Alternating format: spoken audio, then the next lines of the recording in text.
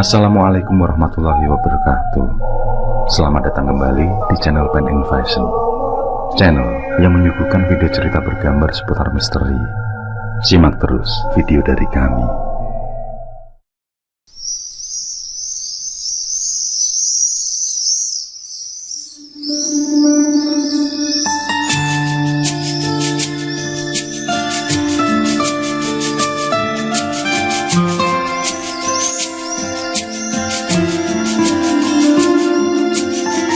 Awan berwarna kelabu tampak berbaris rapi menghias langit. Terkadang mereka bergeser ke sana kemari tersapu angin. Sementara itu, sang surya tetap timbul tenggelam di antara pekatnya awan.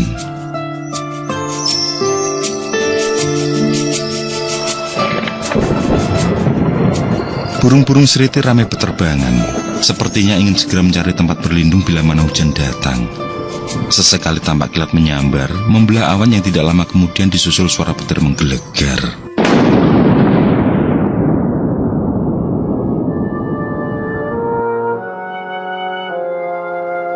Di sebuah rumah yang cukup besar, seorang ibu muda tengah bersantai di sebuah kamar. Ia hanya rebahan sembari melihat-lihat album foto. Sesekali bibirnya memahatkan senyum ketika melihat foto-foto di tangannya. Mungkin pose pada foto itu terlihat lucu atau ada sesuatu yang menggelitik untuk membuatnya tersenyum.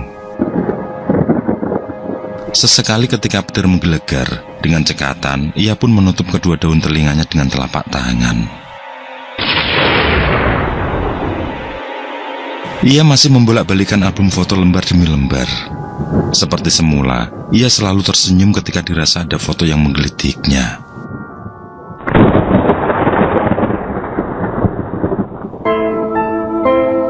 Lembar demi lembar berlalu, hingga pada suatu lembar foto, ibu muda itu tampak serius mengamati.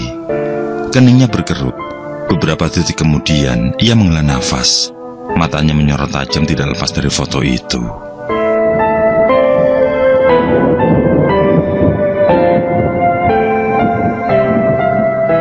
Sebuah foto yang terdiri dari 4 orang perempuan, berpose di sebuah gedung kampus.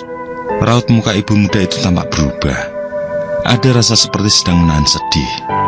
Ia mengusap-usap foto itu. Tampaknya foto itu sangat bersejarah baginya. Mungkin ada sesuatu yang terkenang dari foto itu. Maafkan aku, Des. Kamu telah salah menuduhku. Ibu muda itu bergumam kecil. Entah apa yang ia maksudkan.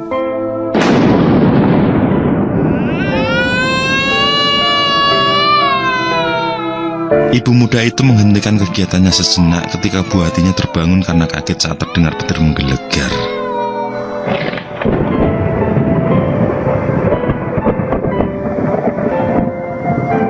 Si ibu pun segera cekatan menepuk-nepuk paha si buah hati. Anak laki-laki berusia sekitar 4 tahun itu kembali memejamkan mata. Ia merasa tenang ada ibunya di dekatnya.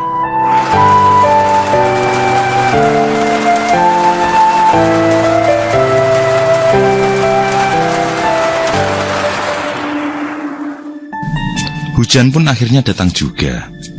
Lumayan deras, bahkan sedikit disertai angin. Cuaca di luar semakin gelap. Si ibu melirik ke arah jam meja. Angka menunjukkan pukul 4 sore kurang 10 menit. Si ibu muda pun merapikan album fotonya.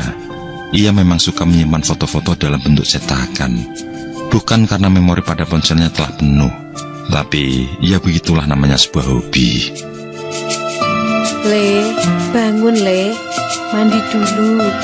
Nanti kalau bapakmu pulang biar kamu sudah wangi. Si ibu pun mengelus buah hatinya dengan rambut penuh kasih sayang.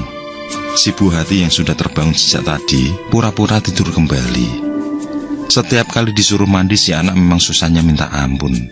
Tapi dengan sebuah bujuk rayu, toh akhirnya si Toli pun menurut juga.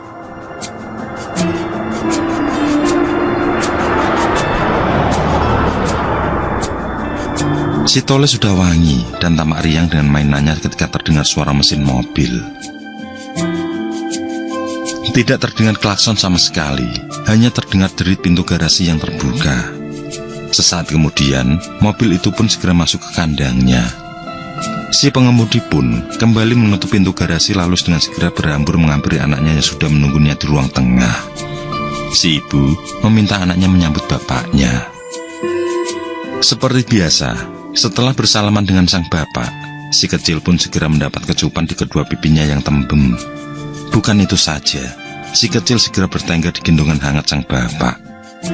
"Nak, bapak kotor, bau keringat. Kamu sama ibu dulu nggih." Si bapak pun menyerahkan si kecil pada ibunya. Tidak lupa sebuah kecupan kecil juga mendarat di kening ibunya dengan mesra. Kemudian diberikannya sebuah bungkusan, yang tidak lain adalah martabak pesanan sang istri. Malam itu, cuaca sudah bersahabat kembali. Hujan deras yang mengguyur sore tadi sudah reda, hanya meninggalkan hawa dingin yang terasa menusuk tulang. Di kamar itu, kembali terlihat pasangan muda itu tengah bersantai bersama. Di tengah-tengah mereka, si kecil sudah tidur dengan lelapnya. Si istri yang beberapa saat berselancar di alam pikirannya, berkata pada suaminya kalau ia teringat dengan Desi. Ia masih sering merasa tidak enak hati pada sahabat semasa berkuliah dulu. Sejak pertama kuliah sampai akhir lulus, mereka selalu bersama. Saat akhirnya, Desi tahu kalau mereka jadian. Si istri bisa merasakan kalau ia sangat cemburu hingga memendam rasa kecewa. "Sudahlah, Dek. Lagi pula kamu juga tidak tahu sebelumnya kan kalau Desi itu suka sama aku. Sudahlah, buat apa dibahas lagi? Paling juga ia sudah punya 2 atau 3 anak." Ucap sang suami coba mengusap rasa bersalah istrinya. Tapi ternyata sang istri tahu kalau Desi masih melajang sampai sekarang. Pertemuannya sekitar setahun yang lalu, Desi bilang kalau masih ingin sendiri. Di akhir percakapan, sang istri minta izin tidak mengadakan reuni kecil, yang mana ia akan memanggil 4 sahabatnya, yakni Desi, Santi, Vina, dan Inke.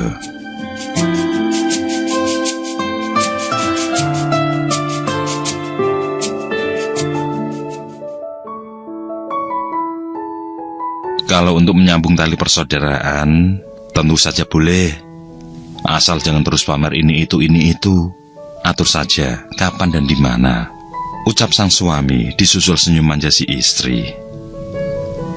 Di keesokan hari, setelah suaminya berangkat kerja, tanpa banyak buang waktu, si ibu muda langsung mengontak sahabat-sahabatnya semasa kuliah dulu. Tidak terkecuali Desi yang menganggapnya telah merebut pujaan hatinya. Pujaan hati Desi waktu itu bernama Bagaskara, yang tidak lain adalah kakak kelas mereka. Tidak lain juga adalah yang kini menjadi suami si ibu muda bernama Intan itu. Ia benar-benar tidak tahu kalau selama ini Desi jatuh cinta pada Bagaskara. Desi orangnya memang kurang terbuka. Ia cenderung tertutup untuk sebuah hal yang dirasa orang lain tidak perlu tahu. Berbeda dengan Intan yang lebih ceplas-ceplos. Intan bahkan sempat bercerita pada Desi kalau Bagaskara mendekatinya. Menjadi rumit bagi Desi yang terlanjur menyatakan cintanya pada Bagaskara. Dan ternyata cintanya bertepuk sebelah tangan. Sebagai seorang perempuan, Desi cukup nekat juga menyatakan perasaannya terlebih dulu.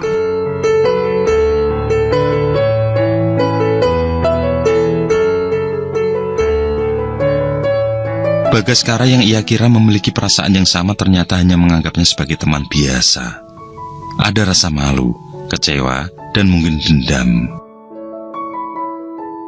Ketika Intan resmi berpacaran, barulah Bagaskara menceritakan kalau Desi pernah menyatakan perasaannya. Terjawablah pertanyaan yang selalu berputar-putar di kepala Intan waktu itu. Mengapa Desi terlihat menjauhinya? Desi yang dulu sudah seperti kakak baginya, sekarang ketus, masa bodoh, acuh tak acuh, bahkan tidak sekali 2 kali berkata yang menyakitkan hatinya. Pada saat itu, ia mengira kalau tekanan dari dosen-dosen pembimbingnya lah yang menyebabkan Desi bersikap seperti itu. Titik permasalahannya pun akhirnya jelas. Ketika orang itu akhirnya bertemu, utamanya adalah menjelaskan kepada Desi bahwa Intan tidak bermaksud merebut Bagaskara. Begitupun Bagaskara. Ia kembali menegaskan kalau ia dan Desi tidak pernah terjalin ikatan apapun. Baik Bagaskara dan Intan benar-benar minta maaf bila telah melukai perasaan Desi. Pada saat itu, meski dengan air mata yang nyaris tumpah, Desi mengatakan kalau ia bisa menerima, meski isi hati yang sesungguhnya tidak pernah Bagaskara dan Intan ketahui.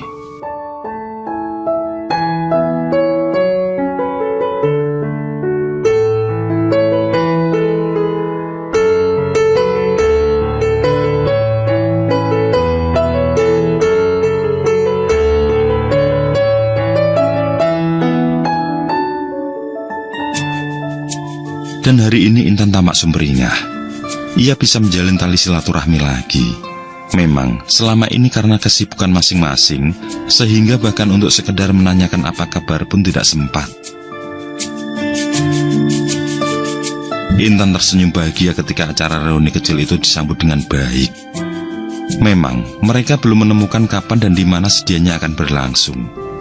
Namun setidaknya mereka sangat menyetujui ajakan Intan. Tidak mudah memang menyatukan sebuah kepentingan dalam satu waktu di antara berbagai kepentingan yang berbeda-beda. Intinya, reuni kecil itu harus segera terwujud.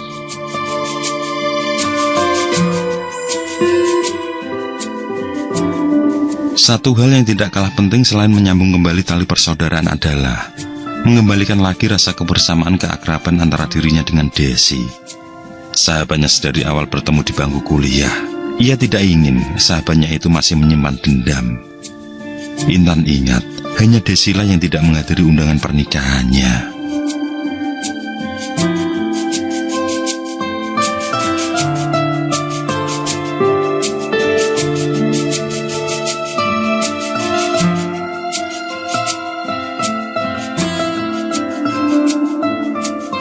Setelah lebih intens dalam menjalin kembali komunikasi dengan sahabat-sahabatnya itu, pada akhirnya mereka bisa menentukan waktu dan tempat yang dirasa sangat pas sekali.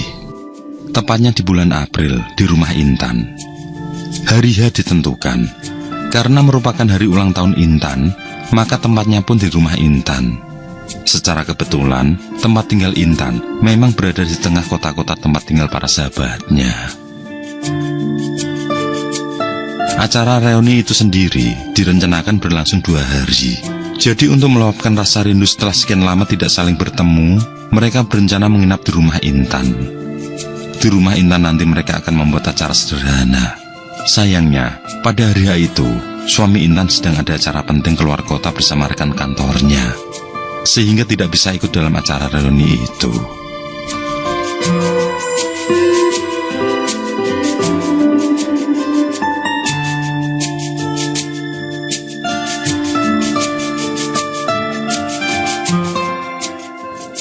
Semoga tidak ada kendala, Gumam Intan yang sudah menunggu di halaman rumah.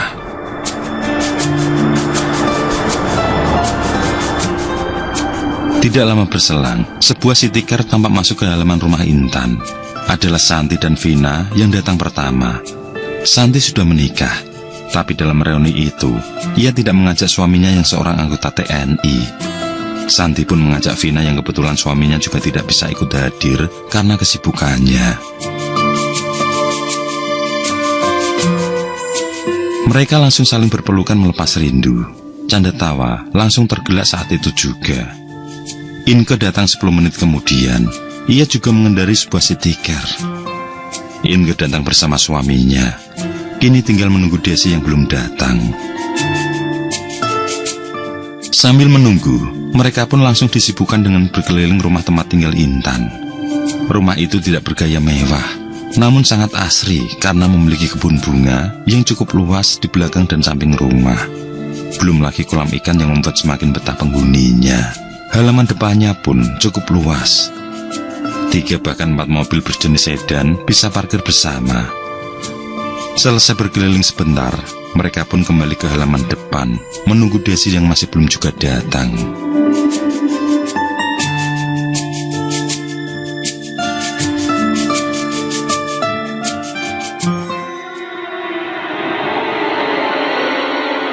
Satu jam berlalu, Desi belum juga datang. Intan sudah sangat gelisah. Ia sudah tidak sabar untuk bertemu dengan sahabatnya itu. Nomor handphone milik Desi juga belum bisa dihubungi. Pesan singkat juga belum dibalas. Sahabat yang lain tidak kalah bertindak.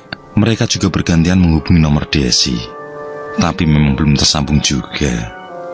Obrolan semakin sore semakin seru. Ada saja yang mereka perbincangkan. Tentu tidak luput dari soal pekerjaan dan anak-anak. Santi sudah memiliki 2 anak. Vina sebenarnya juga sudah 2, tapi meninggal saat baru berumur 6 bulan karena terserang demam berdarah. Inke pun tidak kalah, meski baru memiliki seorang anak sama seperti Intan. Sesaat obrolan terhenti. Setengah berbisik, mereka pun mengarahkan obrolan pada sahabat mereka, Desi. Maklum, dengan usia yang sudah cukup untuk mengarungi rumah tangga, tampaknya hanya Desila yang masih melajang. Mereka semua memang tahu duduk persoalan terdahulu, tapi tetap saja masih gagal paham mengapa Desi belum juga menikah. Apa mungkin karena belum bisa melupakan Bagaskara? Toh peristiwanya juga sudah lama berlalu. Apalagi Bagaskara juga sudah menikah. Mungkin masalahnya karena menikah dengan Intan.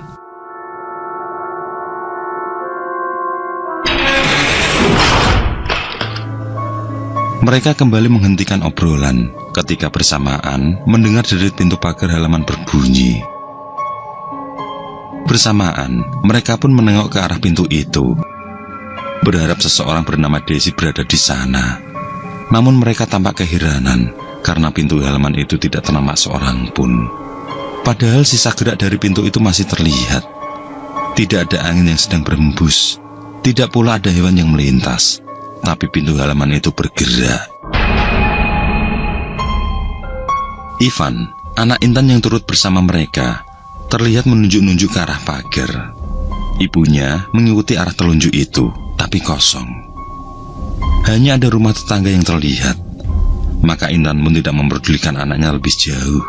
Kemudian ia memanggil pengasuhnya untuk mengajak masuk bermain di dalam. Sejenak kemudian, mereka berlanjut mengobrol santai. Mereka tidak tahu ketika seorang tiba-tiba sudah berada di sekitar mereka. Seorang perempuan berambut panjang, sedikit awut-awutan, dengan muka yang tampak pucat berjalan pelan mendekat.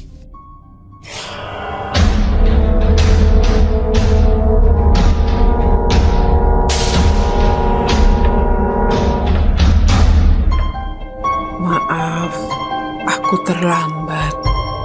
Perempuan itu bersuara. Semua orang yang tidak menyadari kapan perempuan itu datang serempak menoleh. Mereka pun terkejut, namun langsung disusul senyum bahagia. Intan minta maaf karena terlalu asik mengobrol sampai tidak tahu kedatangannya. Ia pun menyelami dan memeluk sahabatnya itu, disusul Santi, Vina, dan Inke. Kemudian mereka menanyai Desi dengan siapa ia datang. Tanya mereka nyaris bersamaan, sembari menoleh ke arah gerbang karena tidak terlihat seorang pun bersama Desi. Mereka juga tidak melihat kendaraan yang Desi kendarai. Di satu sisi, Intan merasa kalau Desi sedang sakit. Tubuhnya terasa dingin dan wajahnya terlihat pucat. Desi hanya tersenyum, tidak menjawab sepatah kata pun. Sebagai tuan rumah, Intan langsung mengambilkan minum untuk sahabatnya itu. Ia tidak begitu memperdulikan apakah Desi naik angkutan umum atau menggunakan kendaraan pribadi. Yang penting saat ini, ia bisa bertemu lagi dengan Desi, sang sahabat. Namun Desi yang sekarang bukanlah Desi yang dulu. Desi kini tampak sangat pelit bicara. Bukan selayaknya sahabat lain yang terlihat ceria dan cenderung ceriwis karena bahagia bertemu sahabat lama. Meski begitu, mereka juga tidak mempermasalahkan. Reuni bagi mereka bukan ajang pamer kekayaan. Intinya mereka bisa bertemu dan menyambung tali persaudaraan. Meski dalam hati mereka pun bertanya-tanya, ada apa dengan Desi? Apakah ia benar-benar belum bisa move on? Apa ia merasa canggung karena saat ini sedang berada di rumah pujaan hatinya dulu? Ataukah memang benar kalau Desi sedang sakit? Beberapa pertanyaan yang sedikit mengganjal itu masih ditambah dengan penampilan Desi yang dirasa kurang pas. Bukan masalah karena Desi tidak mengenakan pakaian mahal dengan merek terkenal, tapi entahlah, hari itu Desi tampak sangat lusuh. Rambutnya tampak awut-awutan, wajahnya sangat pucat, seperti tidak teraliri darah. Desi tampak dekil, tampak seperti orang yang sudah beberapa hari tidak mandi. Selepas Isya, mereka pun melanjutkan acara di halaman belakang. Mereka memasak ikan dan daging bakar. Bukan acara mewah, yang penting cukup meriah. Apalagi cuaca sedang sangat bersahabat. Langit cerah dengan beberapa bintang bertaburan. Ditambah lagi hari itu adalah hari ulang tahun Intan. Tentu saja Intan tidak ingin mengecewakan tamu-tamunya. Intan sendirilah yang memasak di malam itu. Meski bukan seorang juru masak, tapi untuk sekedar membuat ikan bakar dan stik sapi, Intan sudah bisa dikatakan mahir. Ia hafal betul bumbu apa yang harus dimasukkan untuk menghasilkan stik yang lezat. Kawan lain pun tidak kalah sibuk. Ada yang menyiapkan nasi dan mengupas buah-buahan. Saat aroma daging menyebar, semua seperti tidak sabar dengan kelezatan yang tercium. Namun lain hal dengan Intan. Hidungnya kembang-kembis seperti mengendus sesuatu. Asap dari ikan bakar itu ia hirup kuat-kuat. Begitupun asap dari daging sapi yang sudah hampir matang. Intan terlihat menggaru-garu kepalanya. Ia kembali mengendus-endus, seperti ada bau yang tidak semestinya. Memang, sebelumnya tadi ia mencium aroma sedap pada masakannya, tapi tidak tahu kenapa sekarang tercium bau anyir. Ia pun memanggil Vina, kawan yang berada paling dekat dengannya. Ia menyuruh Vina untuk menyium aroma yang dimaksud. Kening Vina pun berkerut. Ia pandangi Intan, lalu dengan gerakan mengipas, ia mengarahkan asap bakarannya itu ke hidungnya yang mengembang kempis. Setelahnya, ia menoleh pada Intan. Baginya tidak tercium sedikit pun aroma anyir. Justru aroma gurih yang menggugah selera. Vina pun berlalu setelah memastikan aroma bakaran itu memang sedap. Intan mencoba tersenyum, tapi dalam hati ia benar-benar tidak bisa berbohong. Asap yang sempat masuk ke hidungnya tadi benar-benar berbau sangat anyir. Hatinya berdesir. Perasaannya mengatakan ada yang tidak biasa. Selepas masakan itu matang sempurna, ia pun minta izin sebentar. Intan meraih ponsel lalu menghubungi suaminya. Di seberang sana, suaminya ternyata baik-baik saja.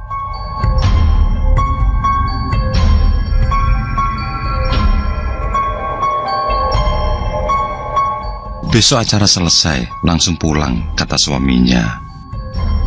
Hati Intan sedikit lega, meskipun tidak sepenuhnya. Ia masih merasakan ada hal yang membuatnya gelisah. Intan berniat kembali bergabung bersama sahabat-sahabatnya. Tapi baru selangkah berjalan, kembali aroma anyir menusuk hidungnya. Perutnya pun dibuat mual seketika.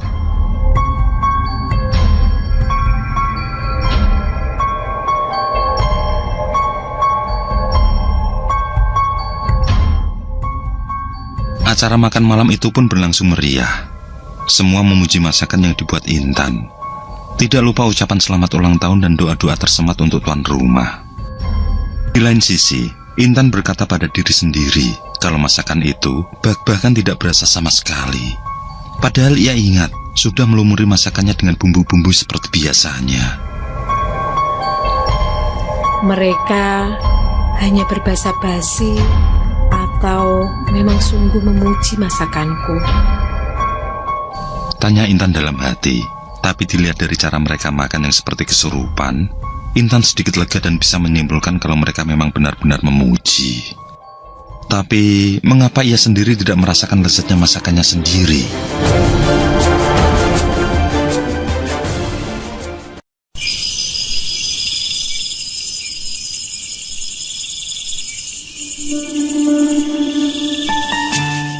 Pukul 11 malam, acara pun selesai. Mereka juga butuh istirahat, apalagi esok hari Intan akan mengajak mereka berwisata ke kebun bunga. Maka mereka pun segera masuk ke kamar yang sudah Intan siapkan. Santi, Vina, dan Desi tidur sekamar, sedangkan Inke dan suaminya tentu berada di kamar sendiri. Ada 4 kamar di rumah Intan. 3 kamar berukuran standar, sedang 1 kamar berukuran lebih kecil untuk asisten rumah tangga sekaligus pengasuh sang buah hati. Tidak butuh waktu lama, suasana yang semula ramai dengan obrolan canda tawa berangsur surut dan hening kembali menguasai. Mereka telah terlelap di alam mimpi masing-masing. Tidak terkecuali bagi Intan, ia pun menggantikan Bibi yang menjaga anaknya sedari tadi. Si Bibi memang bukan orang lain. Ia masih memiliki hubungan saudara dengan Bagaskara, suami Intan.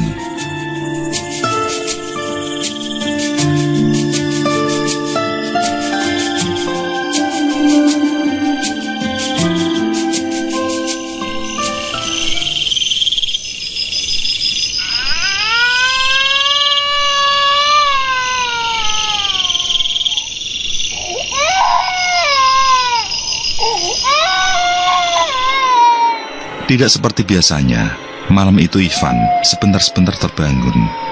Balita itu selalu menunjuk-nunjuk ke arah pintu kamar tiap kali ia terbangun. Awalnya hanya menunjuk-nunjuk, namun sesaat berikutnya ia menangis. Balita itu terlihat ketakutan setiap kali melihat ke arah yang sama. Ibunya belum sadar dengan tingkah si anak yang tidak seperti biasanya itu. Dengan lembut, Intan kembali mengelus rambut putranya, menepuk-nepuk pantat balita lucu itu. Ivan pun segera tertidur kembali.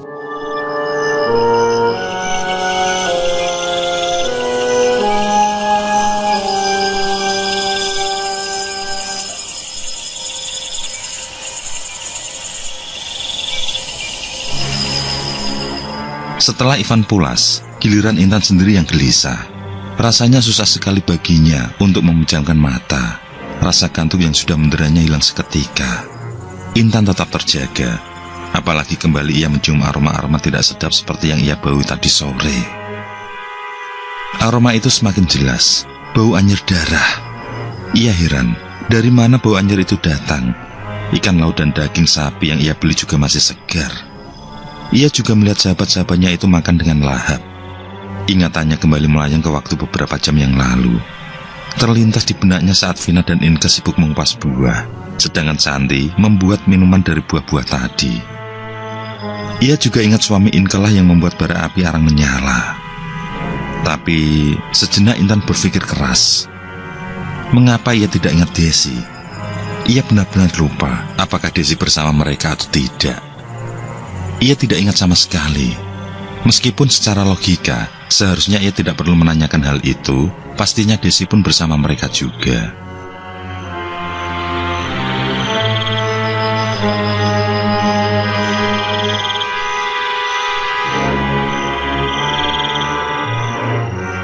Intan menepuk jidahnya sendiri saat melihat baterai ponselnya hampir habis. Semenjak menghubungi suaminya tadi, ia memang belum menyentuh ponselnya sama sekali. Sengaja ia tidak membawa ponselnya, demi mengobrol dan melepas rindu bersama sahabat-sahabatnya yang lebih penting saat ini.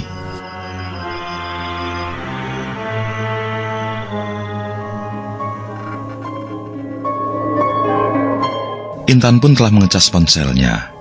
Ia sudah akan beranjak tidur, namun sejenak ia memeriksa pesan yang masuk. Siapa tahu suaminya menanyakan sesuatu. Benar saja, suaminya menanyakan apakah reuni berjalan baik. Ia juga menanyakan Ivan, menanyakan ini itu. Intan menjawab semua pertanyaan itu, tapi rupanya suami sudah terlelap karena pesannya tidak ada balasan. Kemudian Intan pun memeriksa pesan-pesan dari grupnya. Baik itu grup sekolah dasar dulu, grup sekolah menengah, grup ini itu yang memang sering kaliannya seperti koran saja baginya. Bukan tidak mau mengikuti kabar-kabar atau mengobrol dengan teman-teman di grup, tapi memang mengurus anak dan rumah tangga benar-benar menyita waktunya. Apalagi kalau si bibi sedang pulang. Tapi malam itu sungguh berbeda. Entah mengapa Intan sangat tertarik dengan ucapan innalillahi di grup kuliahnya. Siapa yang meninggal? Ia pun menggulir pesan-pesan itu ke atas. Hingga pada sebuah pesan, matanya terbelalak.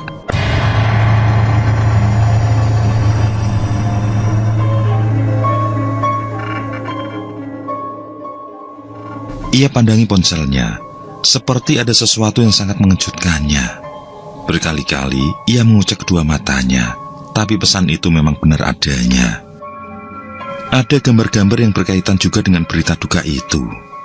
Saat itu juga, ia merasakan lemas.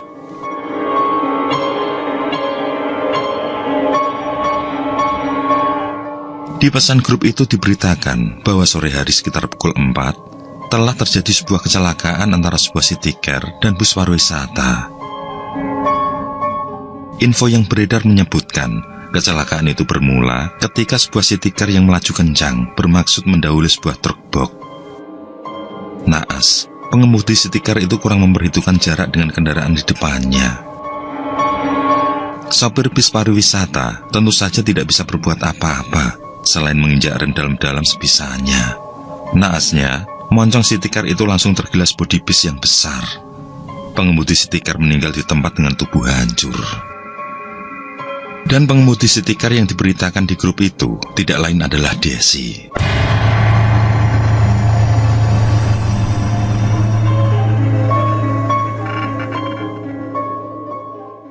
Tapi Intan masih mencoba mencari tahu siapa Desi yang dimaksud.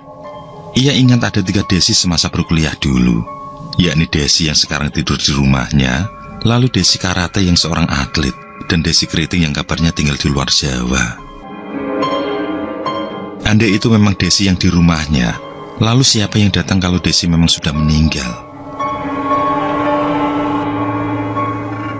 Intan tidak percaya berita tersebut dengan begitu saja. Ia pun kembali menggulir-gulir pesan di grup itu. Intan pun berpikir kalau benar yang meninggal itu Desi jelas tidak mungkin. Soalnya baik Santi, Vina, dan Inke juga berada di grup itu. Sedari tadi mereka tidak lupa membawa ponsel masing-masing. Mana mungkin berita itu bisa mereka lewatkan. Tapi entah kenapa, seketika itu Intan merasakan sebuah perasaan yang teramat ngeri baginya. Ia teringat pagar halaman yang terbuka dengan sendirinya. Ia juga ingat bau anyir yang sempat menyelinap di hidungnya. Ia ingat bagaimana Ivan menunjuk-nunjuk padahal ia sendiri tidak melihat apapun. Bulu tengkuk Intan langsung merinding. Hanya ada satu cara untuk membuktikan apakah berita itu benar. Ia akan masuk ke kamar di mana Santi, Vina, dan Desi beristirahat.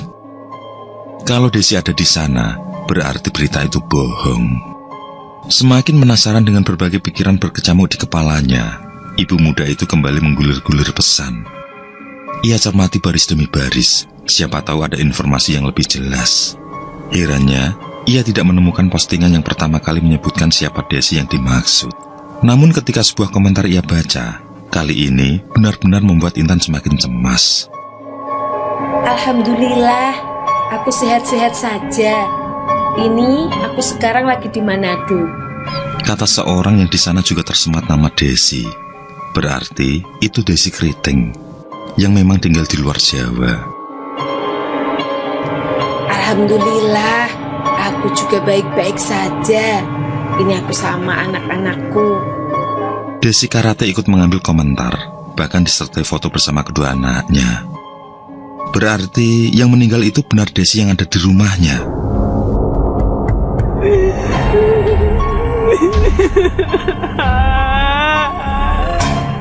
Didera rasa sedih, takut, dan segala rasa bercampur aduk menjadi satu. Tangis Intan pun pecah.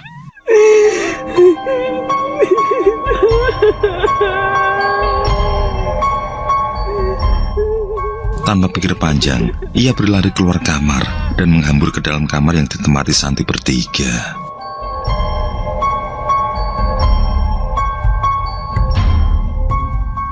Benar saja, di kamar itu hanya ada Santi dan Vina yang tengah tertidur pulas. Intan pun sesenggukan sembari menggoyang-goyangkan kaki kedua sahabatnya. Santi dan Vina yang merasa kakinya digoyang-goyang segera terbangun. Mereka melihat Intan tengah sesenggukan di hadapan mereka. Santi dan Vina pun saling pandang.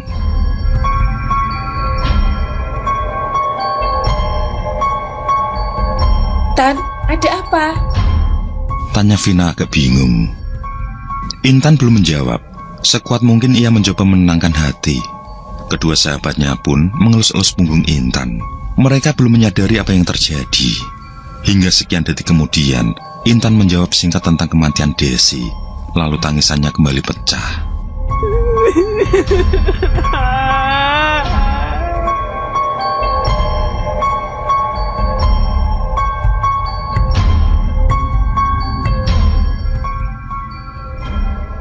Tentu saja baik Santi maupun Vina merasa tidak percaya. Tak urung Vina yang melihat Intan tidak sedang bercanda, menanyakan tentang siapa Desi yang dimaksud.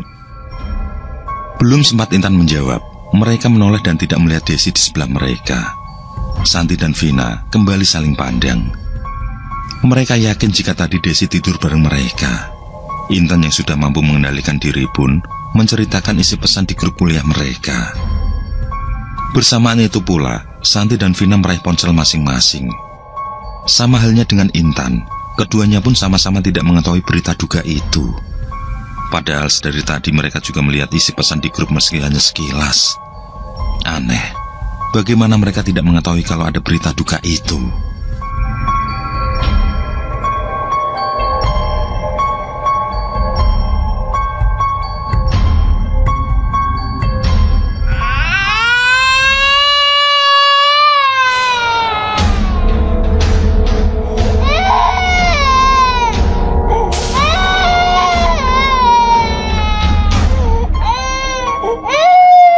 Berbarengan dengan itu, bertiga secara bersamaan mendengar suara Ivan menangis. Tanpa dikomando, mereka pun berhamburan menuju kamar Intan. Rupanya Intan sudah dalam posisi duduk sambil menunjuk-nunjuk. Kali ini, telunjuknya mengarah ke sudut kamar.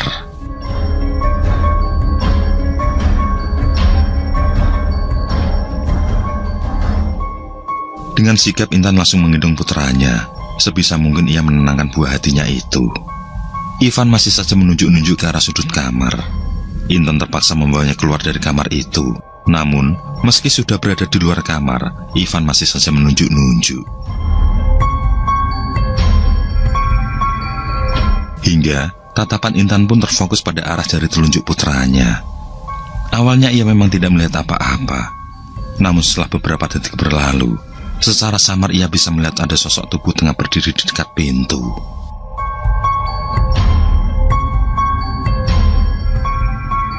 Sosok itu sudah tidak berbentuk lagi, benar-benar seperti daging dicacah. Muka dan badannya hancur, ususnya terburai. Tapi Intan tetap mengenali tubuh itu, yang tidak lain adalah sosok tubuh Desi.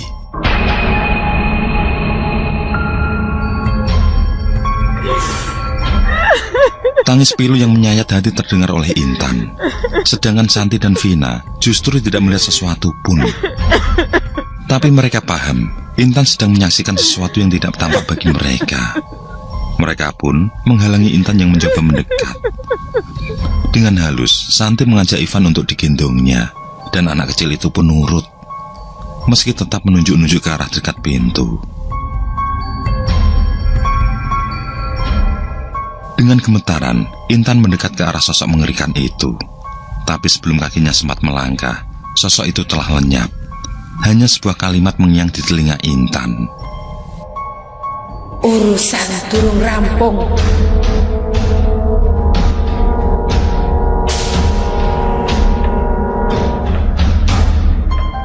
Santi dan Vina tergopoh saat melihat Intan jatuh terkulai. Karuan saja mereka panik dan menjerit-jerit gaduh. Dari dalam kamar, Inge dan suaminya yang sebenarnya sudah terlelap terkejut saat mendengar suara gaduh di luar kamar. Mereka mengira ada rampok yang menyatroni rumah Intan.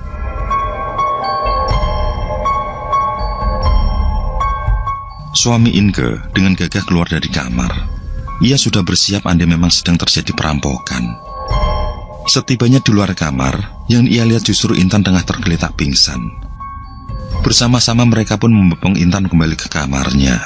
Si Bibi yang ikut terbangun karena suara gadulah yang pertama kali menangani bosnya itu. Ia mengurut-urut lengan dan kepala Intan menggunakan minyak kayu putih. Malam itu telah terjadi geger di rumah Intan.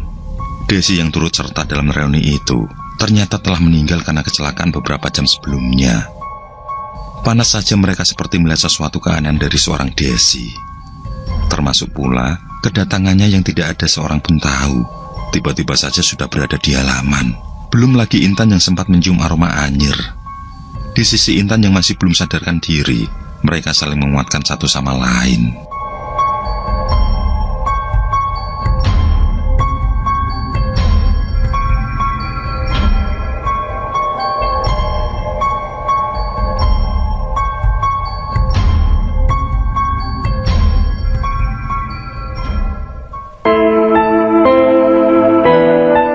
Lima bersahabat, Intan, Santi, Vina, Desi, dan Inge, kini tinggal berempat.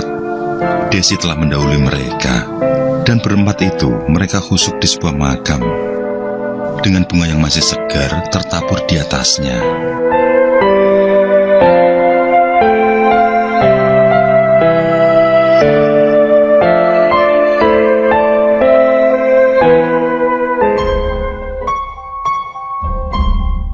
Selesai berdoa mereka hendak berpamitan. Namun tepat saat Intan berpaling ke sebuah pohon yang tumbuh di makam itu, ia melihat Desi tengah berdiri tegak. Mungkin jarak mereka hanya sekitar 6 meteran.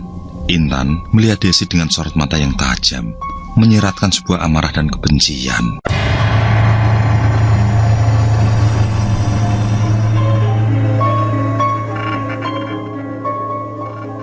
Reuni yang bertujuan baik itu untuk sementara justru menjadi awal kejadian-kejadian horor di rumah Intan. Sudah 3 hari semenjak reuni itu, Ivan tidak lagi bisa tidur nyenyak bila malam telah menjelang. Ia selalu terbangun tanpa sebab, lalu menangis sejadi-jadinya. Sementara itu, si Bibi sering melihat sekelebatan orang. Padahal ketika dicari, orang itu tidak ada. Awalnya ia mengira Intan, tapi sungguh terkejutnya ia ketika menyadari bahwa bosnya itu sedang tidak ada di rumah.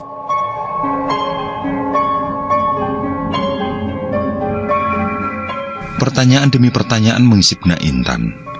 Apakah kematian Desi yang tragis kemudian menjadi penyebab arwahnya menjadi gentayangan? Atau itu hanya jin korin? Atau ada sebab lain yang belum Desi tuntaskan pada Intan dan suaminya? Urusan durung rampung, urusan belum selesai. Apa maksudnya?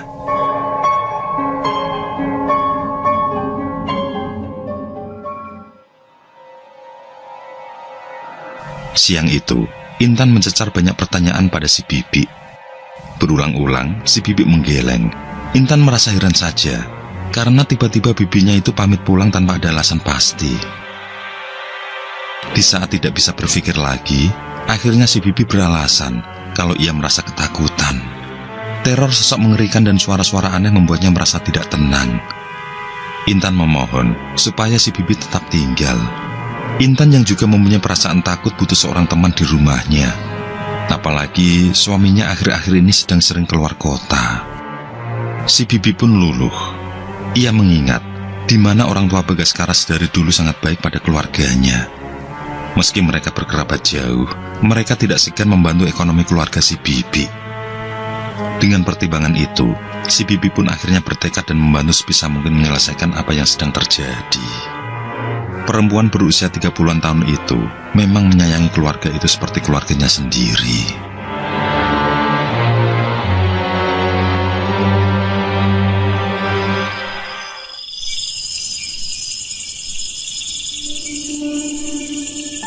Bagaskara sekeluarga sudah terlelap malam itu. Maklum juga karena waktu sudah menunjuk angka 1 dini hari. Apalagi cuaca yang sangat dingin. Baik Intan maupun suaminya sudah berlindung di balik selimut masing-masing. Sedangkan Ivan, anak mereka, berada di tengah-tengah dengan nyaman.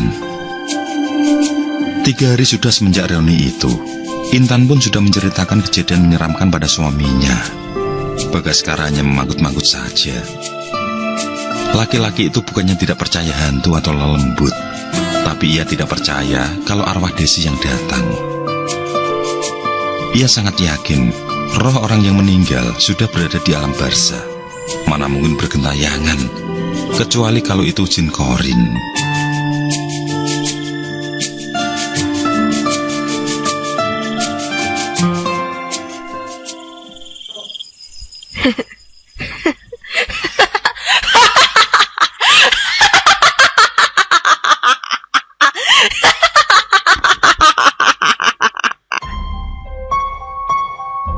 Terdengar suara tawa dari ruang tengah. Suara itu semula hanya liris saja, namun disusul suara-suara lain yang volumenya semakin keras.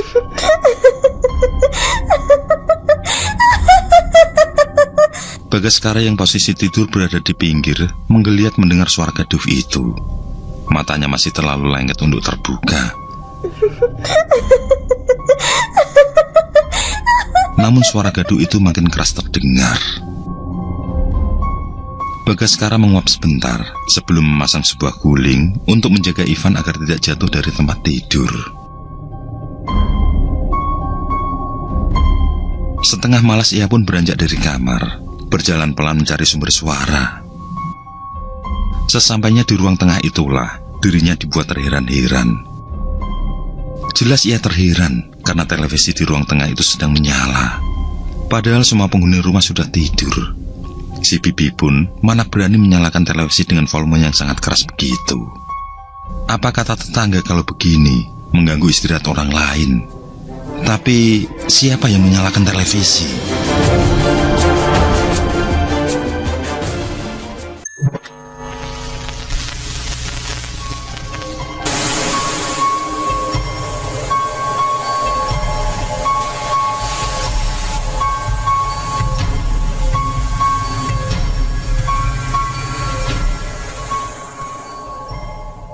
Bagaskara mencari remote yang biasanya berada di laci. Kosong. Remote itu tidak ia temukan. Ia kembali mencari-cari lagi. Tapi meski sudah mencari-cari sampai berkeringat pun, remote itu tidak ia temukan. Tidak ingin suara televisi yang sangat keras itu membangunkan para tetangga, Bagaskara pun mencabut stop kontak begitu saja. Televisi pun itu mati seketika.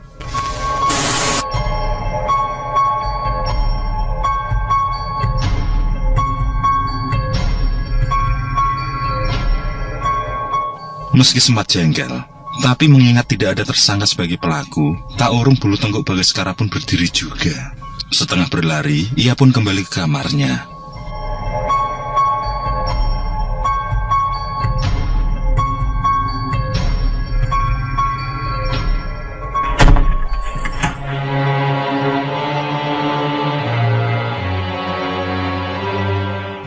Setiba di kamar, pintu langsung ia tutup rapat, ia kunci. Barulah Bagas bisa bernafas sedikit lega. Ia melemparkan tubuhnya di samping Ivan yang masih pulas. Heran, suara televisi itu keras sekali. Tapi baik Intan maupun Ivan tidak terbangun karenanya.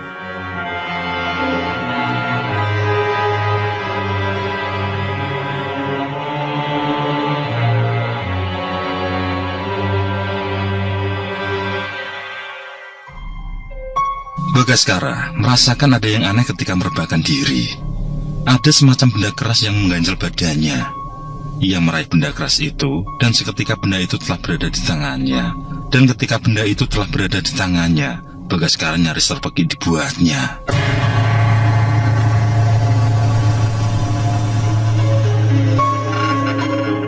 Benda yang baru saja ia cari-cari itu ternyata ada di tempat tidur. Bagaimana mungkin remote itu bisa berada di sana?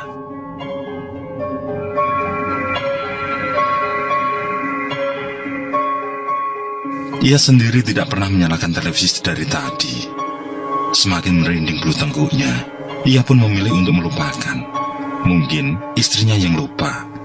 Bagaskara tidak lagi ambil pusing. Ia letakkan remote itu di meja kamar, lalu ia kembali rebah.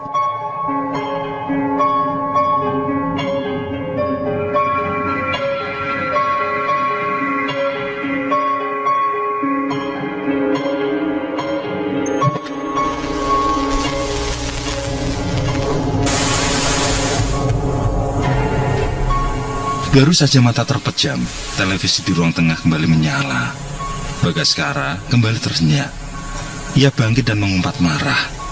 Ia mengambil remote yang baru saja ia letakkan. Akan ia lempar televisi itu dengan remote. Tapi kemarahannya ia urungkan sejenak. Karena sesampai di ruang tengah, televisi yang baru saja terdengar menyala dengan volume yang sangat keras itu ternyata dalam keadaan mati.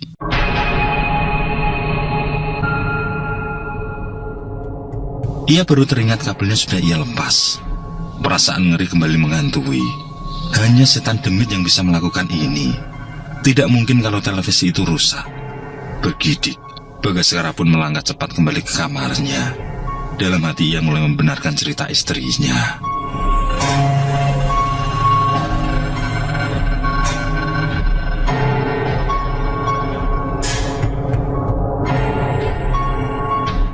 Sesampai di pintu kamar, berkali-kali Bagaskara mengucapkan kalimat istighfar. Jelas sekali ia melihat sosok tubuh penuh darah tengah terbaring di kamarnya. Kepala itu pecah, tubuhnya terbelah dengan tangan dan kaki yang juga hancur berpatah-patah. Mulut Bagaskara semula mengucap istighfar, kini hanya menganga, menahan ngeri. Ingin sekali ia membangunkan istri dan mengambil anaknya.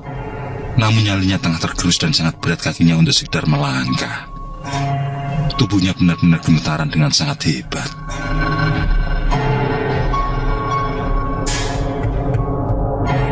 Kepala yang pecah itu perlahan menoleh. Kini nampak lebih jelas bagaimana wajah itu memang tak lagi berbentuk. Apalagi kedua bola matanya yang tergantung terlihat lepas dari lubangnya. Lalu dengan serta-merta menggelinding ke arahnya. Bagaskara mengikuti bola mata menggelinding itu dengan pandang nyaris tidak percaya. Bola mata itu berhenti tepat di ujung kakinya yang gemetaran.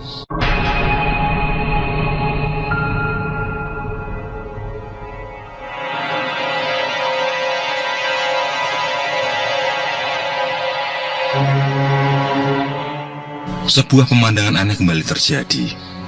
Wujud rusak tidak berbentuk itu tiba-tiba pulih. Kaki yang semula patah perlahan mulai saling tersambung. Begitupun kedua tangan yang terkulai dengan tulang belulang keluar mulai masuk lagi ke dalam daging. Bola mata yang berada di ujung kakinya pun kembali menggelinding ke tempat asalnya. Otak pecah beramburan itu kembali berkumpul dan masuk kembali ke dalam tengkorak kepala. Wajah hancur itu perlahan mulai tampak utuh kembali, membentuk sebuah wajah yang semakin lama semakin terlihat cantik.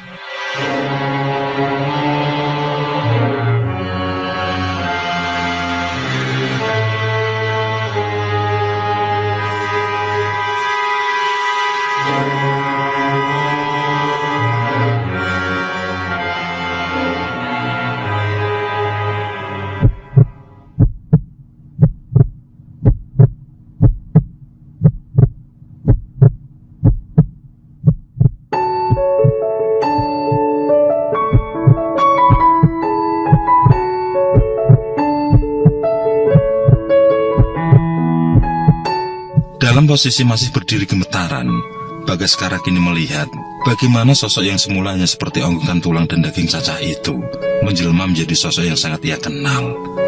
Sosok bertelanjang itu tidak lain adalah Desi, perempuan yang memiliki paras begitu cantik menggoda dengan lesung pipinya. Desi pun perlahan bangkit. Ia duduk di tepi ranjang, benar-benar sangat menggoda. Bagaskara tidak mampu berkedip melihat bagaimana sepasang gunung kembar itu berdiri megah di depan mata kepalanya.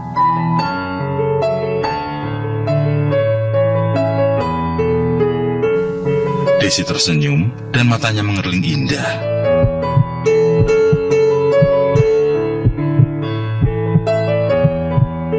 Bagaskara yang semula gemetaran karena ngeri, kini semakin bertambah gemetaran. Tapi gemetaran yang ia rasakan berbeda dari sebelumnya. Rasa gemetaran itu berasal dari gemuruh dada dan kelelakiannya yang melihat bentuk tubuh Desi yang benar-benar membuat bara gelora.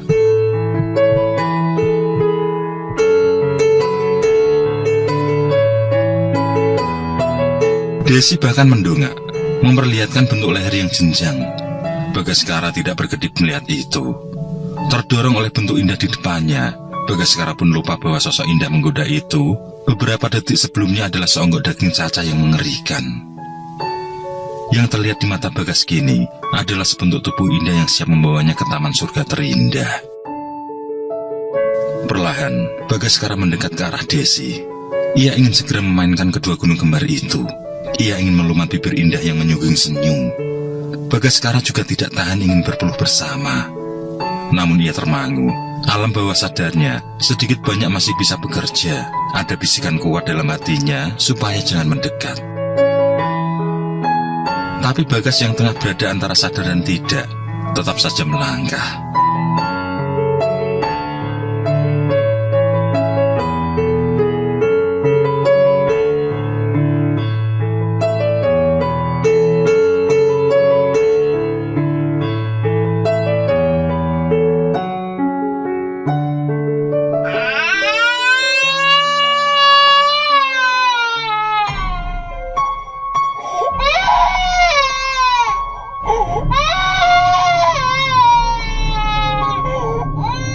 Saat Bagas sudah tinggal selangkah lagi, tiba-tiba saja anaknya terbangun dan menangis kencang.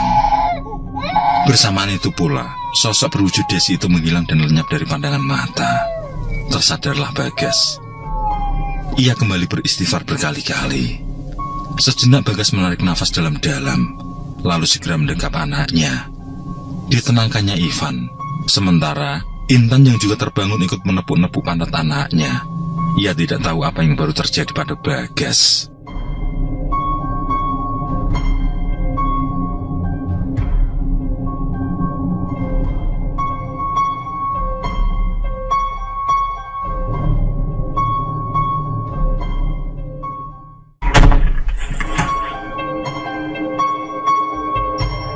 Baik Bagaskara, Ivan maupun Intan tersentak mendengar dentuman itu. Mereka mendengar suara pintu yang terbanting sangat keras. Bagaskara dan istrinya saling pandang cemas. Tapi Bagas sudah paham, suara yang mereka dengar bukanlah benar-benar suara pintu yang terbanting. Suara itu hanya perwujudan dari ulah demit yang menyerupai Desi.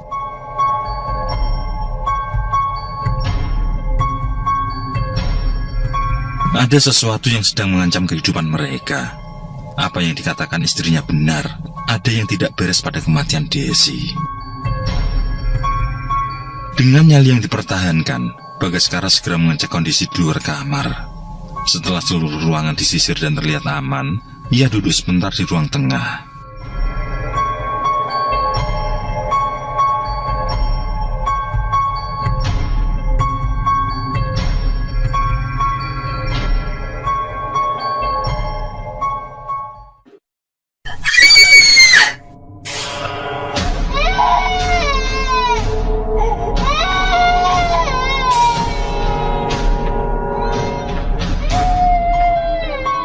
Namun ia kembali terhenyak ketika mendengar istrinya menjerit dengan keras.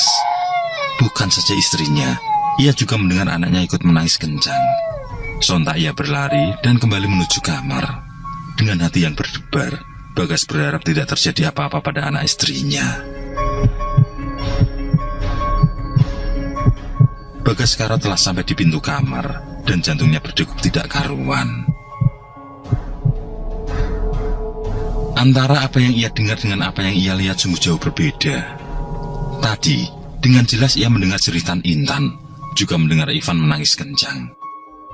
Tapi saat ini, ia melihat anak dan istrinya sudah tertidur dengan pulasnya. Bagaskara menarik nafas lega sambil menggeleng-gelengkan kepala. Ada sebentuk rasa marah karena merasa dipermainkan oleh sesuatu yang tidak kasat mata. Mata Bagas menyapu ke sekitaran. Dengan memberanikan diri, ia pun menantang makhluk tak kasat mata yang tengah mengganggu keluarganya. Ia menyebut nama Desi dan menantang untuk menyelesaikan dendam yang dibawa mati.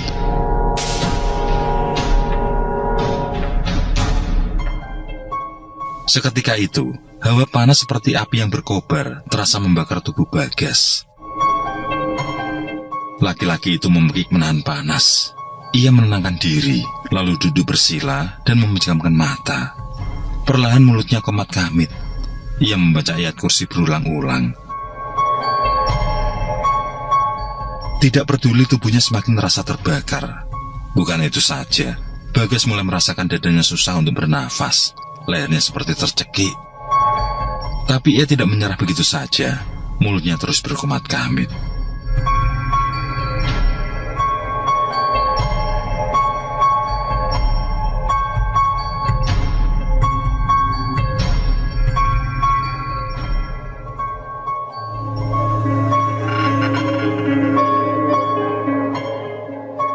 Semenit, 2 menit hingga 15 menit terlewati. Barulah rasa panas terbakar dan tenggorokan tercekik itu mulai surut. Tubuhnya yang semula kaku, kini juga mulai mengendor. Rasa panas itu berangsur menghilang, tapi tenaganya terkuras habis. Peluh di tubuhnya mengalir menganak sungai. Berkali-kali ia mengucap syukur karena terlepas dari mara bahaya yang mengancamnya. Desi sudah meninggal. Apa ia masih bisa mendendam padanya? Tapi Bagas tidak lagi bisa berpikir. Ia harus segera beristirahat. Besok, ia akan bahas bersama istrinya. Yang penting untuk malam ini, ia sudah merasa aman. Tapi Bagas yakin, demit itu masih akan kembali. Bagas yang kehilangan banyak tenaga pun segera terlelap.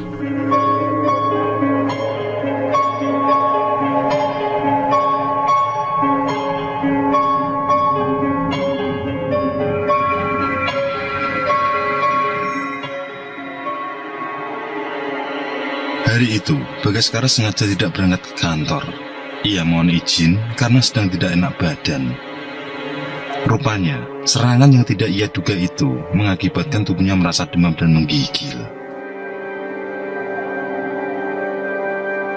Intan dengan penuh kasih sayang memijit-mijit punggung suaminya itu.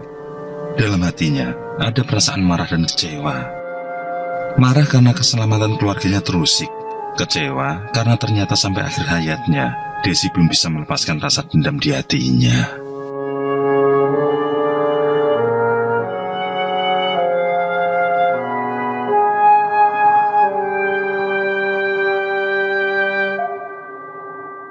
Merasa keselamatan keluarganya terancam, tidak memperdulikan kondisi tubuhnya yang masih demam, Bagas mengajak istrinya untuk menemui keluarga Desi.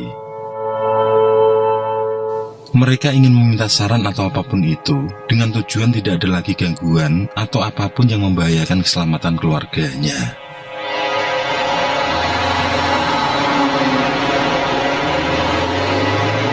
Maka setelah hari agak beranjak siang, mereka pun memulai perjalanan. Kalau lancar, mereka akan membutuhkan waktu sekitar 1,5 jam perjalanan untuk sampai ke rumah Desi. Mengingat kondisi Bagas yang belum pulih benar, ia pun mengendarai dengan kecepatan sedang. Jangan sampai terjadi sesuatu apapun di jalan.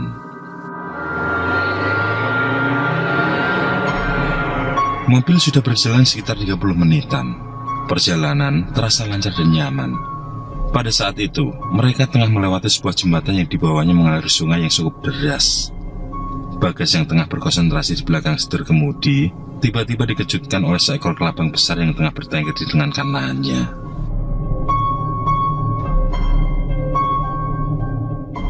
Kelabang itu menempel di lengan bajunya.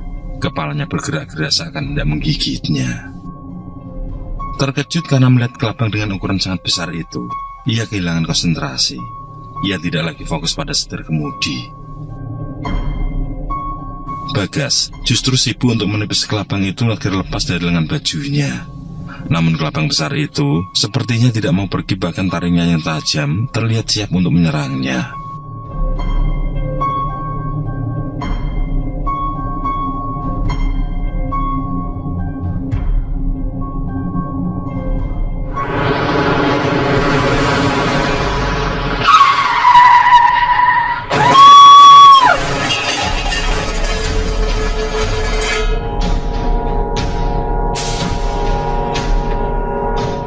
Akibatnya nyaris fatal. Setir kemudi tanpa terkontrol bergerak ke arah kiri. Mobilnya pun menabrak tembok pembatas jembatan. Karuan saja, Intan dan si Bibi menjerit histeris dan panik luar biasa. Mereka melihat api memercik saat bodi mobil menyerempet tembok pembatas itu.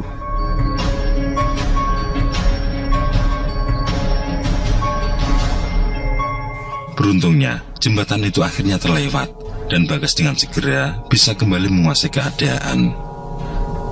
Tanpa pikir panjang, ia pun menepikan kendaraan dan minta semuanya untuk turun. Bagas dan keluarganya tentu panik luar biasa. Berkali-kali Intan menyalahkan suaminya. Kondisinya belum fit tapi memaksa untuk menemui keluarga Desi. Coba kalau mobil sampai terbalik atau meloncat terjun ke sungai. Beberapa kendaraan yang melihat kejadian itu pun bersimpati dan turut menepi. Mereka tidak sedang melihat adegan film action. Mereka sadar ada kendaraan lain yang hampir celaka. Mereka pun berempati. Semua merasa lega ketika mengetahui semua penumpang dalam kondisi selamat. Bukan saja Bagaskara yang terheran-heran, orang-orang yang sempat terhenti pun tak kalah merasa heran. Bagaimana mungkin seekor kelabang tiba-tiba berada di lengan baju? Kenyataannya, kelabang besar yang membuat Bagas terkejut itu telah lenyap. Bagas sangat yakin, sampai ia menghentikan laju mobil tadi, kelabang besar itu masih menempel di lengan bajunya.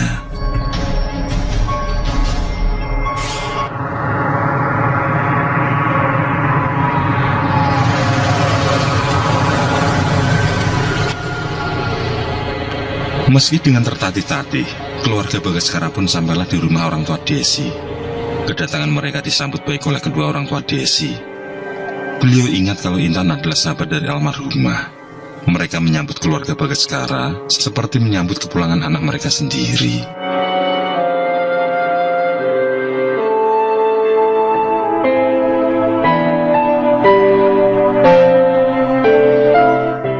Air mata Ibunda Desi tak urung tetap saja menetes, meski beliau dengan sekuat tenaga mencoba mencegahnya.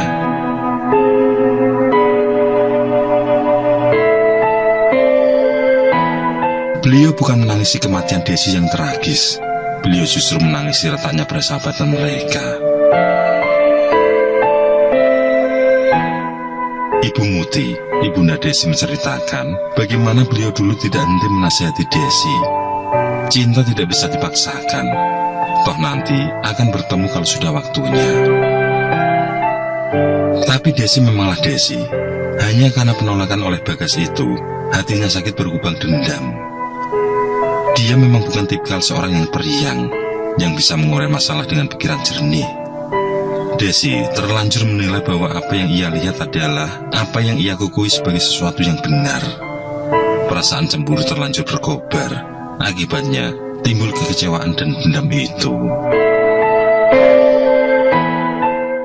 Bapak, Ibu, justru karena itulah kedatangan kami ke sini. Yang selain bersilaturahmi, memang ada keterkaitannya dengan almarhumah. Jelas Bagas Kara dengan kedua orang tua Desi. Beliau berdua pun menanyakan apa yang telah terjadi. Baik Intan maupun Bagaskara saling bergantian menceritakan kejadian-kejadian yang menghantui keluarga mereka. Dari awal berlangsungnya reuni itu, hingga kejadian semalam dan kejadian dalam perjalanan mereka ke sini. Mereka bermaksud meminta maaf andai rasa dendam Desi itu sampai terbawa ke liang kubur. Mereka tidak ingin dihantui, apalagi sampai mengancam keselamatan jiwa. Kedua orang tua Desi tampak sangat serius mendengarkan penuturan keduanya. Sang ibundalah yang menampik bahwa semua kejadian itu karena ulah Desi. Beliau yakin itu bukan perbuatan anaknya. Sedendam apapun Desi, ia tidak akan berbuat nekat hingga sampai mencelakakan orang lain. Desi lebih memilih memendam perasaan daripada membalas dendam. Mendengar itu, buru-buru Intan minta maaf. Ia mengatakan kalau bukan bermaksud menuduh Desi. Ia dan keluarganya hanya ingin menceritakan kejadian-kejadian yang selama ini menghantui mereka. Bagas dan istrinya ingin memohon petunjuk apa yang harus dilakukan. Sang ayah menimpali kalau beliau juga yakin bahwa semua itu bukanlah perbuatan Desi. Beliau paham betul sifat-sifatnya.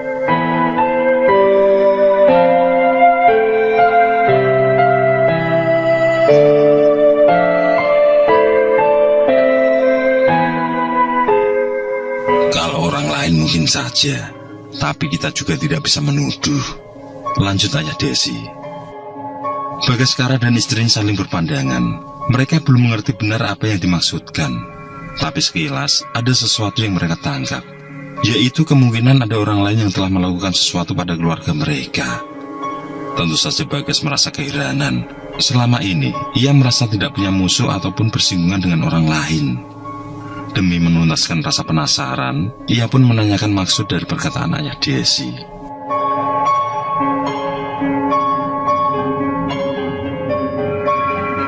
Mas Bagas, Mbak Intan, ini kami ceritakan belak-belakan. Tidak ada yang kami tutup-tutupi atau rahasiakan, tutur ayah Desi. Beliau melanjutkan, jika selama beberapa tahun ini sudah ada 4 atau 5 laki-laki yang jatuh hati sama Desi. Mereka semua pemuda baik, mereka semua juga ada niatan serius. Tapi memang Desinya yang belum ingin berkeluarga. Jadi dengan terpaksa, mereka semua balik kanan. Selaku orang tua pun tidak mau memaksakan, tapi memberikan arahan agar mengejar karir tidaklah masalah. Tapi jangan lupa dengan keluarganya, juga melupakan ibadah.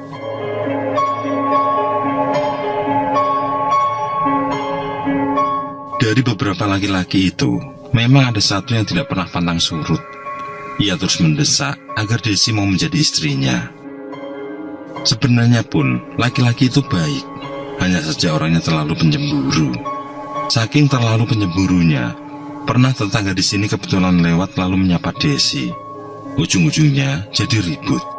Padahal statusnya juga belum sebegitunya. Iya, mungkin. Siapa tahu karena sakit hati, makanya ia mendendam.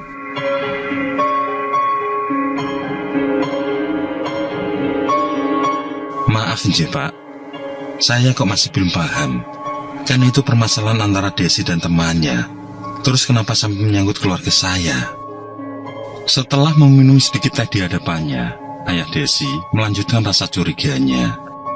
Yang mana setiap kali teman Desi itu membahas sesuatu yang serius, setiap kali itu pula, Desi selalu beralasan masih belum bisa melupakan Mas Bagas.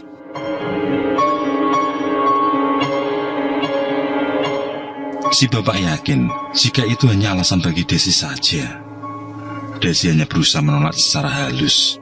Mungkin karena itulah namanya juga orang penyemburu, bisa saja melakukan hal yang tidak semestinya.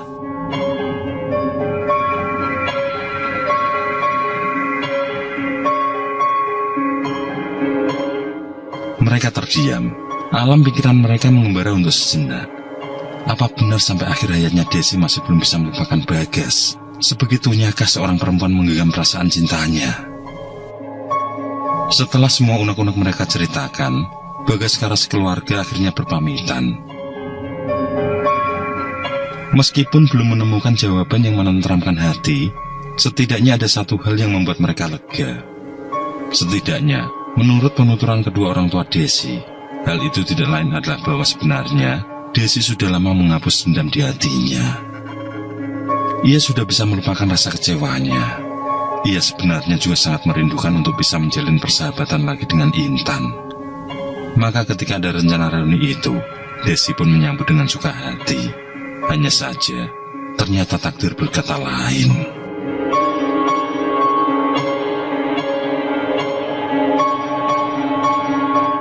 Yang penting, sholat kita jangan bolong, Dek.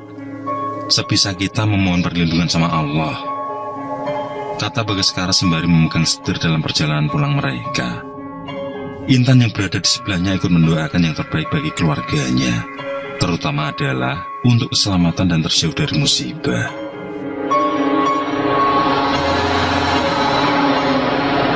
Perjalanan itu baru sampai setengah jalan. Bagas memang sengaja membawa mobil dengan kecepatan sedang. Ia masih trauma dengan kelabang besar yang tiba-tiba bertengger di lengan bajunya. Ia tidak ingin ada sesuatu lagi yang membahayakan ia sekeluarga maupun pengendara lain. Ia harus tetap fokus. Dalam hatinya ada satu keyakinan kalau penampakan semalam dan kejadian tadi malam perjalanan memang ada unsur kesengajaan. Ada orang yang berusaha mencelakainya. Meski Bagas berusaha membuang pikiran itu jauh-jauh, tetap saja dugaan itu kuat ia rasakan.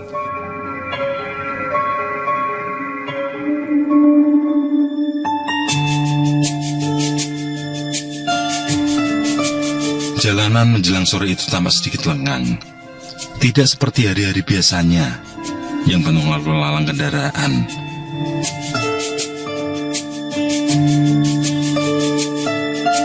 Bagaskara masih berkonsentrasi dengan setirnya ketika secara tiba-tiba ia melihat di depannya melintas seorang seperti hendak menyeberang.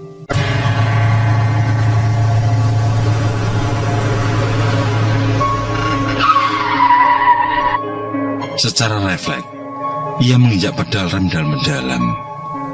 Beruntungnya laju kendaraan itu hanya dalam kecepatan sedang saja, maka laju mobil pun bisa berhenti dengan baik.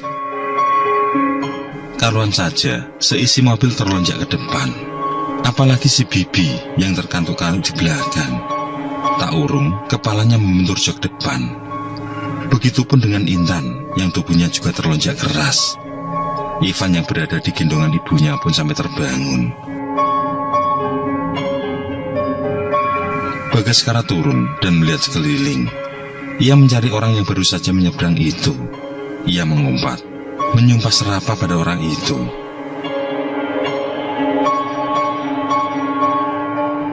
Namun meski Bagas telah mencari-cari, orang itu tidak ia temukan. Tidak mungkin orang menyeberang, lalu dalam sekejapan mata, sudah lenyap tidak berbekas.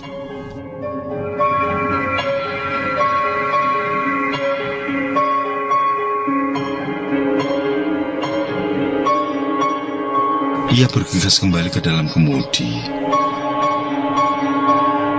Ada orang menyeberang, Dik. Cuma menyeberangnya itu loh, ngawur banget, jawab Bagaskara Masih dengan sedikit kesal, begitu Intan bertanya.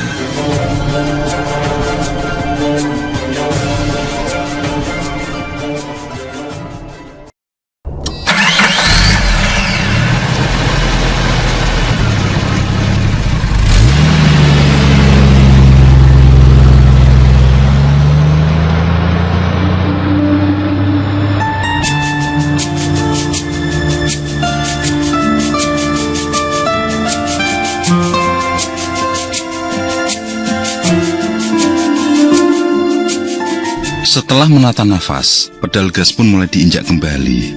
Kali ini, mobil berjalan lebih pelan. Intan memandangi wajah suaminya yang tampak sangat kelelahan itu. Ia berniat mengambil alih kemudi, sedangkan Bagas ganti memangku Ivan.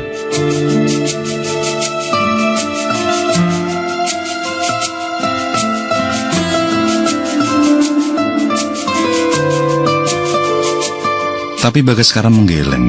Mobil pun melaju dan tetap Bagas sebagai tukang kemudinya.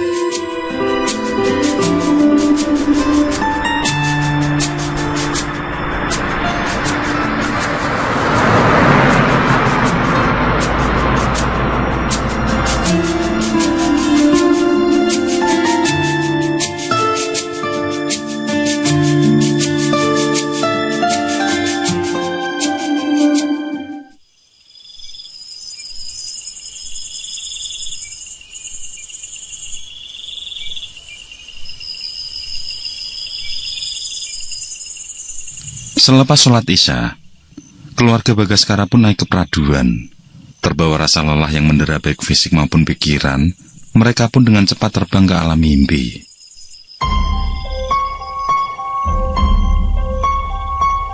Mereka tidak menyadari bahwa di dalam rumah mereka terlihat jejak-jejak kaki berdarah yang berjalan ke sana kemari.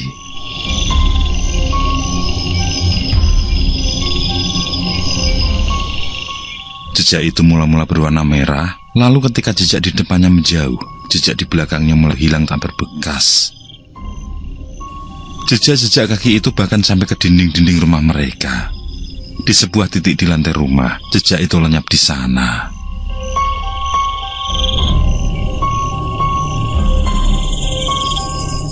Jejak-jejak kaki berwarna merah darah itu kembali muncul. Kali ini, jejak kaki itu menuju ke ruang dapur. Jejak kaki itu berhenti persis di depan lemari dapur. Sesaat kemudian, jejak kaki itu menghilang. Namun tiba-tiba saja, pintu lemari dapur yang terbuat dari kaca tipis itu terbuka dengan sendirinya.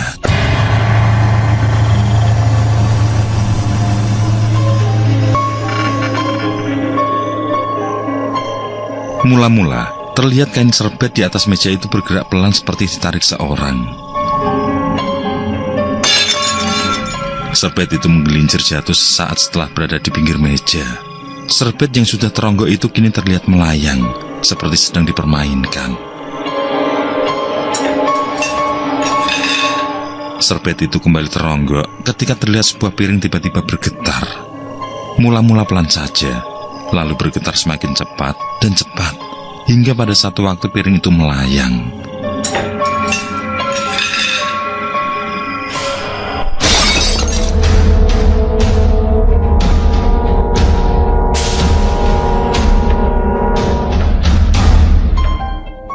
Piring yang melayang itu langsung meluncur cepat dari atas meja, jatuh bebas dan pecah berderak. Suara pecahannya bahkan terdengar oleh bibi yang kamarnya memang berdekatan dengan dapur.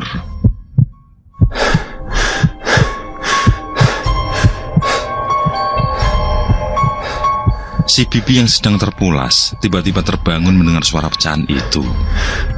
Jantungnya berdegup kencang.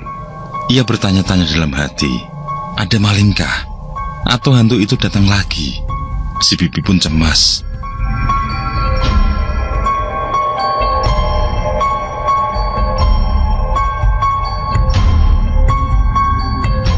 Antara maling dan hantu, ia sama-sama takut. Untuk memastikan suara apa yang terdengar barusan, si bibi pun mencoba mengintip dari lubang kunci pintu kamar. Ia akan menelepon bosnya kalau memang dirasa sangat gawat.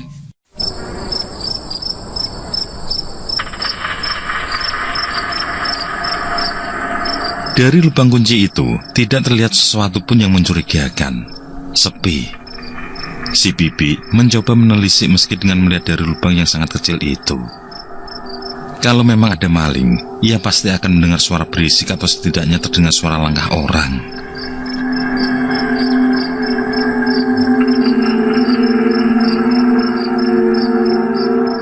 Beberapa saat mengintip dan dirasa aman, si Bibi pun berniat kembali tidur. Semoga tidak terjadi apa-apa. Besok saja ia akan bangun pagi lalu mengecek keadaan.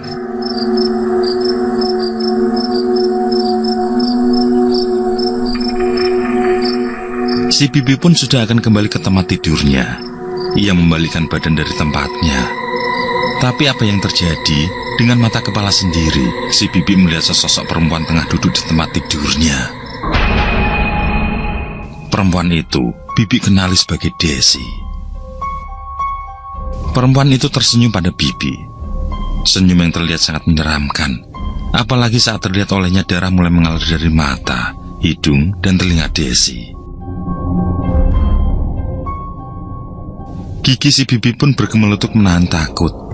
Bahkan saking takutnya, si Bibi tak kuasa menahan air seninya untuk merembes keluar dari celananya. Bersamaan itu, sosok itu pun menghilang, meninggalkan si Bibi yang masih gemetaran.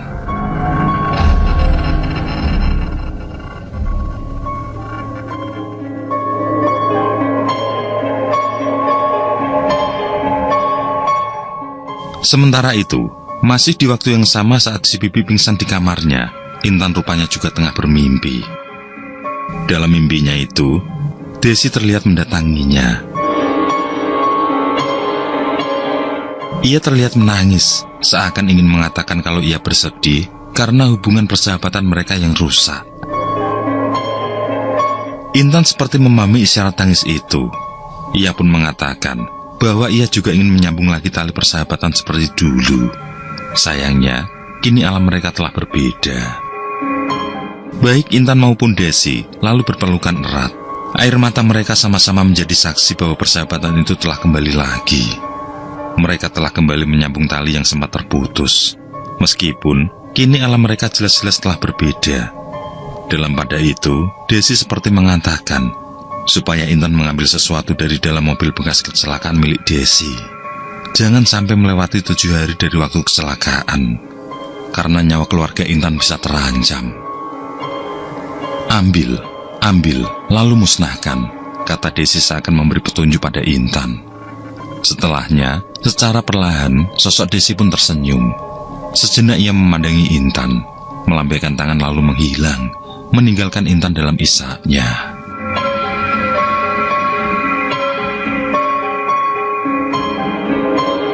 Tujuh hari setelah kecelakaan itu, sama halnya dengan 7 hari setelah mereka bereuni. Kali ini, Desi datang dengan membawa petunjuk apa yang harus dilakukan Intan dan keluarganya.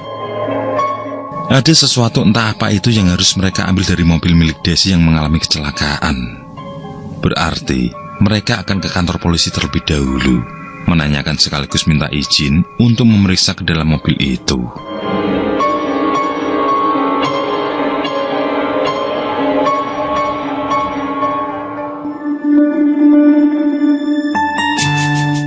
Di antara seorang petugas, Bagaskara dan istrinya terlihat tengah mengamati sebuah stiker yang nyaris tidak lagi berbentuk. Meski sudah beberapa hari berselang, namun aroma anyir masih sedikit tercium.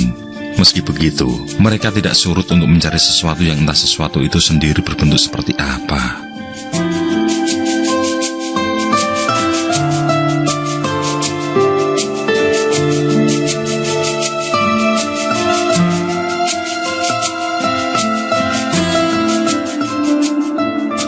Mereka memeriksa jok maupun dashboard dan lain sebagainya yang dirasa mungkin ada sebentuk benda yang bisa jadi dimaksudkan oleh Desi. Tapi meski mereka memeriksa berkali-kali, sesuatu itu masih belum juga mereka temukan.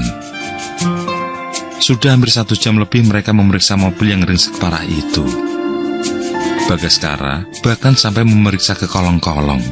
Tidak peduli keringat bercucuran, mereka hanya berharap menemukan sesuatu itu.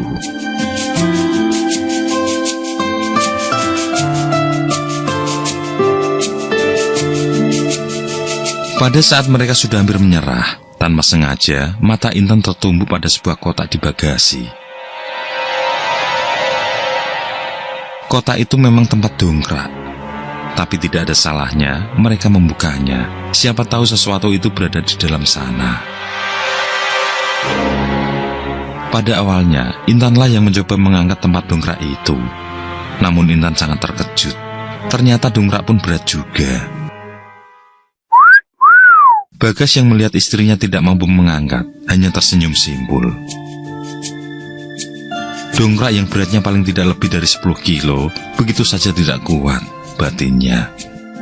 Bagas pun memberi isyarat agar Intan menyingkir.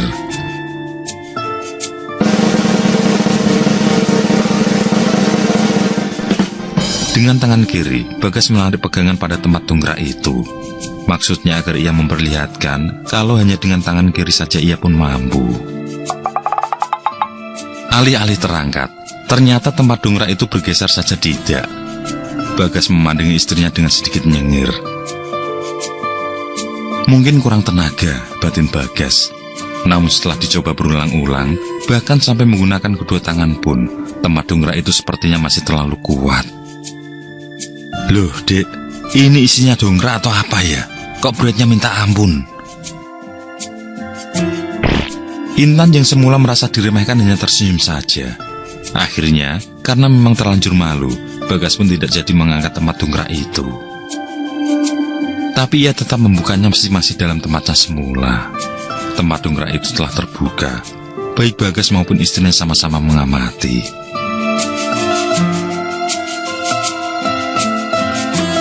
Isinya ya dongkrak toh, Dik. Masa ya sego pecel?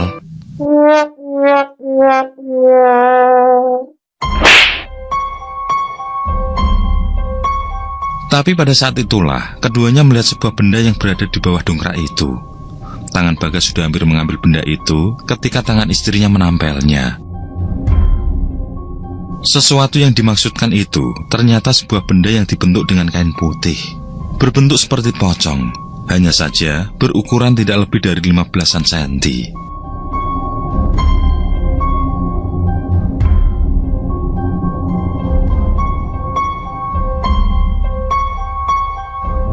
Bukan lain lagi, pasti itulah benda yang dimaksud Desi dalam mimpi Intan semalam.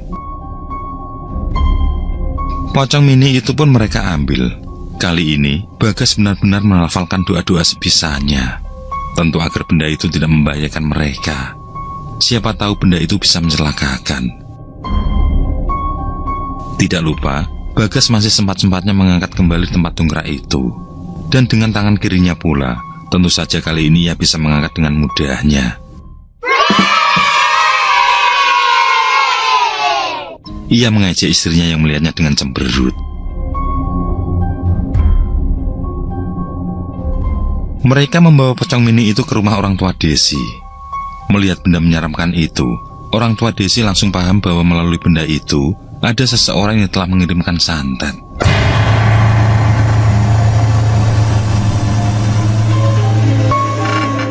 Siapapun yang telah dimahar akan terkena oleh santet itu.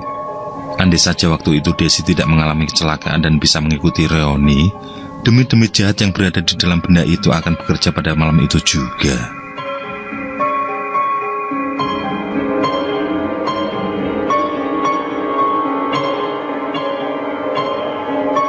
Namun karena Desi keburu meninggal, maka baru 7 hari setelahnya, demit-demit itu bisa bekerja kembali. Begitu ayah Desi menerangkan. Bagaskara dan istrinya mendengarkan dengan tidak paham sama sekali.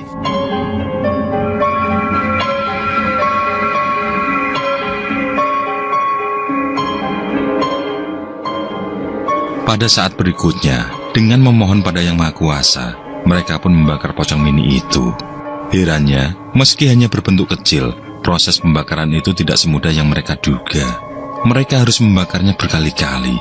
Bahkan sampai-sampai mereka membuat bara dari arang.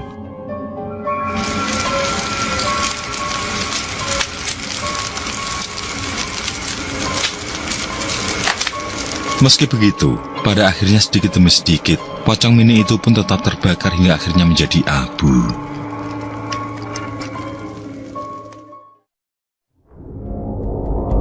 Kita tidak perlu tahu siapa yang tega melakukan. Yang pasti, siapa menanam pasti menuai. Ia menanam baik, insya Allah kebaikan pula yang ia dapat. Begitupun sebaliknya. Yang pasti, bukan Desi yang melakukan ini. Saya bisa menjamin. Tutur ayah Desi meyakinkan Intan dan Bagas. Mereka pun kini merasa lega. Tidak ada lagi prasangka sebelumnya bahwa penampakan menyeramkan maupun kejadian-kejadian yang hampir membahayakan keselamatan itu karena ulah Desi. Mereka pun tidak peduli siapa yang tega melakukan semua itu. Biar Allah yang membalas.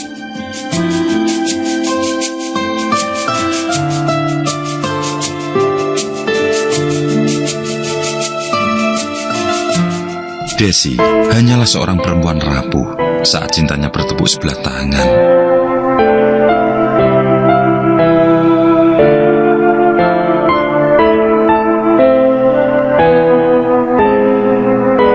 Namun seiring berjalannya waktu, kerapuhan itu kemudian sembuh dan secara perlahan menjadi keras dan kokoh.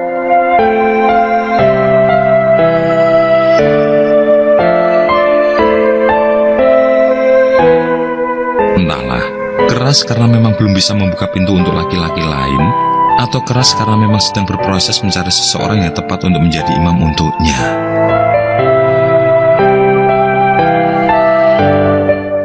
Hanya Allah dan Desi sendirilah yang tahu. Selamat jalan Desi. Semoga Allah senantiasa menerima amal-amal kebaikanmu, serta mengampuni segala dosa yang telah kamu perbuat. Amin.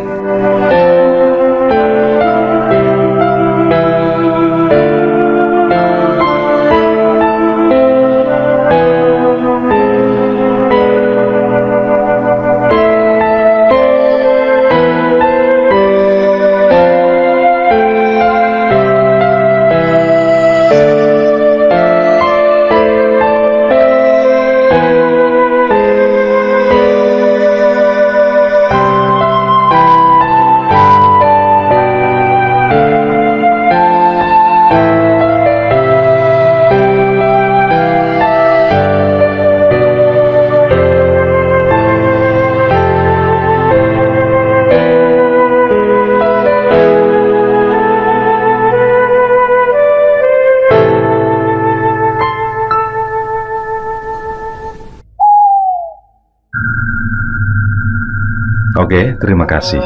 Semoga kawan-kawan terhibur, dan untuk ke depan, semoga channel ini bisa lebih baik lagi.